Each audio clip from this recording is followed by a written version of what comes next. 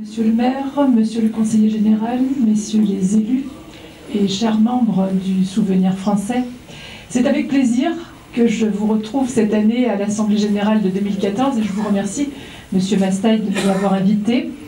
Il me paraît évident que vu le nombre de personnes qui sont dans la salle, beaucoup ont cette valeur de commémorer ceux qui, au péril de leur vie, défendent la France, ont défendu la France et la liberté de la France. Et ça, cela me touche particulièrement en tant que conseiller régional.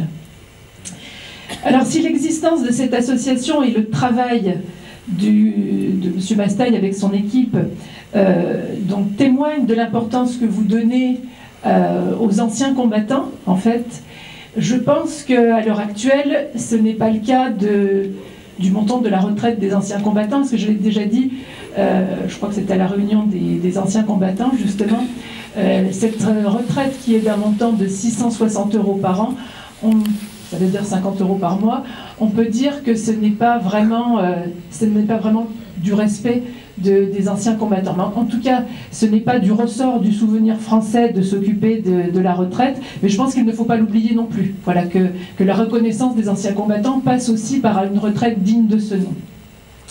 Alors à votre niveau, monsieur Mastaï, comme vous l'avez expliqué, vous avez participé à de nombreuses commémorations, vous aménagez des espaces dédiés aux souvenirs, vous amenez une vie associative de camaraderie, et puis vous participez à l'entretien du carré militaire de Saint-Lazare particulièrement.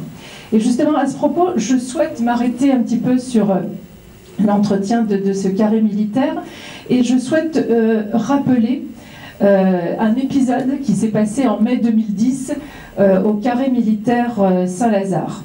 En effet, à cette période, des tombes de soldats français musulmans ont été profanées.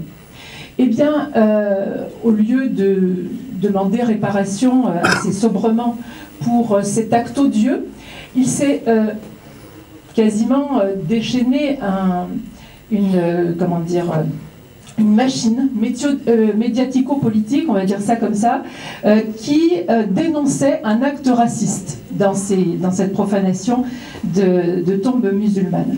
Or, l'enquête a dit que c'était en fait un gamin, d'ailleurs musulman, qui avait renversé ces tombes pour s'amuser. Voilà. Mais néanmoins, avant que l'enquête donne sa réponse, eh bien, M. Hortefeux est venu en hélicoptère, Monsieur le Président du Conseil régional était présent, Monsieur Moussaoui, le président du culte français, du culte musulman, enfin, tout le monde était là pour faire de cet épisode malheureux une récupération politico-communautaire. Et si vous voulez, je pense que cette récupération politico-communautaire est très néfaste à la République française, et parce qu'elle participe à la destruction du tissu national. La République est une et indivisible, et elle ne reconnaît pas des revendications communautaires.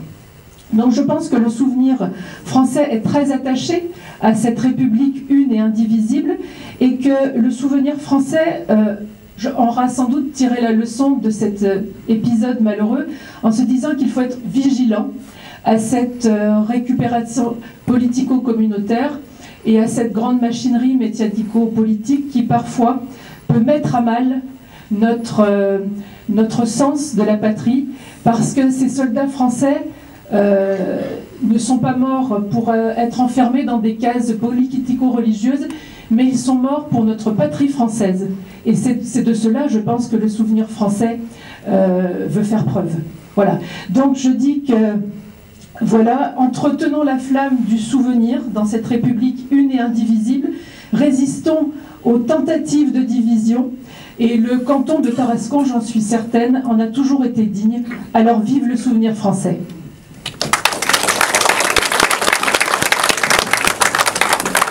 Merci beaucoup.